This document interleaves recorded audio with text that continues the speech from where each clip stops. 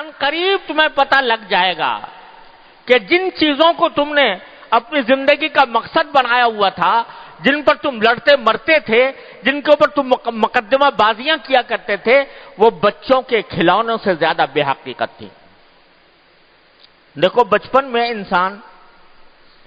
بچپن کا ذرا غور، اپنے بچپن کا تصور کرو تو بچپن میں اگر کوئی شخص کوئی کھلونا لا دے جو پہلے تم نے نہیں دیکھا اور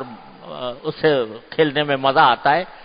تو اپنی ساری زندگی کی سب سے بڑی نعمت اور دولت اس کھلونے کو سمجھتی، اور وہ کھلونا اگر کوئی شخص چھین کے لے جائے تو سمجھو گے کہ اس نے میرے اوپر اتنا ظلم ڈھا دیا، میری کائنات لٹ گئی۔ ہوتا ہی نہیں ہوتا ہے؟ اب بھی بچوں کو دیکھ لو، بچوں کے سامنے ہمیں اپنا بچپن یاد ہے، اگر ہم اپنے بچپن میں ہم سے کوئی کھلونا چھین کے لے جاتا تو رو رو کے بہت برا حال کر دیتے،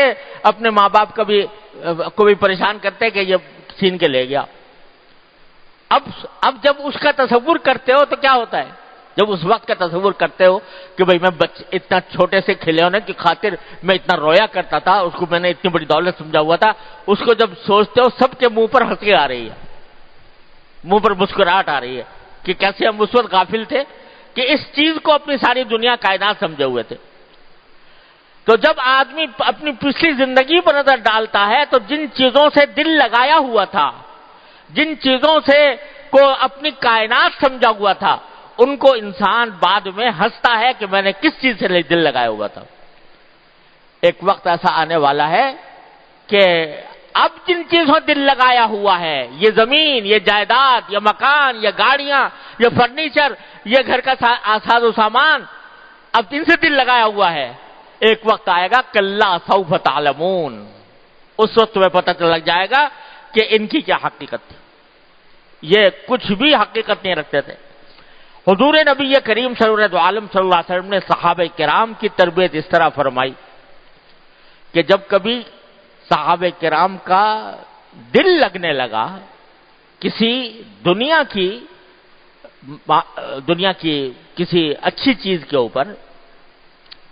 تو آپ نے منع تو نہیں فرمایا، لیکن منع فرمانے کے ساتھ فوراً اس کی حقیقت بھی بتا دی۔ ایک مرتبہ رسول کریم صلی اللہ علیہ وسلم کے سامنے کہیں باہر سے کوئی اچھا کپڑا بنا ہوا آیا، ریشمی کپڑا تھا عورتوں کے پہننے کے لیے۔ تو صحابہ کرام کے سامنے جب وہ آیا، پہلی بار اس نے اچھا کپڑا دیکھا تھا تو سب اس کو ہاتھ لگا لگا کر دیکھنے لگے کہ کتنا اچھا ہے، کتنا خوبصورت ہے، کتنا اچھا بنا ہوا ہے۔ تو حضور اقدس صلی اللہ علیہ وسلم دیکھتے رہے، اور جب سب لوگ دیکھ چکے اور اس سے ایک لطف لے چکے تو ایک جملہ فرما دیا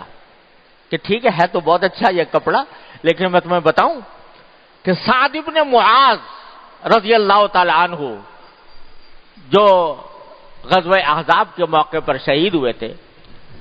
ان کا ذکر فرمایا کہ سعد بن معاذ کو جنت میں ناک پہنچنے کے لیے جو رومال ملا ہے وہ اس سے 1000 درجے بہتر ہے۔ جو ناک پہنچنے کے لیے رومال جو ملا ہے جنت میں وہ اس سے 1000 درجے بہتر ہے۔ تو اس طرح نبی کریم صلی اللہ علیہ وسلم صحابہ کرام کی تربیت فرماتے تھے کہ دنیا کی جن چیزوں سے تم نے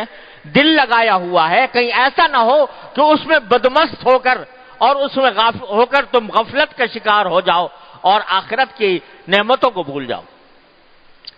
تو اللہ تعالیٰ یہ شکایت فرما رہے ہیں کہ ہرگز تمہیں ایسا نہیں کرنا چاہیے کہ ان دنیا کی کثرتوں کی طرف متوجہ ہو کر اپنی زندگی کے اصل مقصد سے غافل ہو جاؤ۔ غافل نہ ہونا، اور یہ غفلت سب سے بڑی بڑی بلا ہے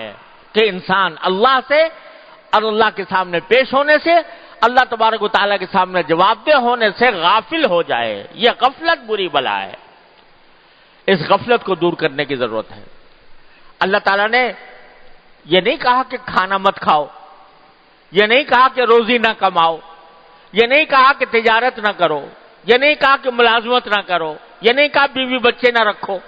یہ نہیں کہا کہ اپنے مکان میں نہ رہو، سب کام کرو، لیکن کام کرنے کے ساتھ غفلت کے ساتھ نہ کرو، اس کو اللہ تعالیٰ کی نعمت شمار کر کے اللہ تعالیٰ کی نعمت سمجھ کر اس پر اللہ تعالیٰ کا شکر ادا کرو، حلال طریقے سے کام کرو، جو کام کرو حلال طریقے سے کرو، روزی کماؤ تو حلال طریقے سے کماؤ، کھانا کھاؤ تو حلال طریقے سے،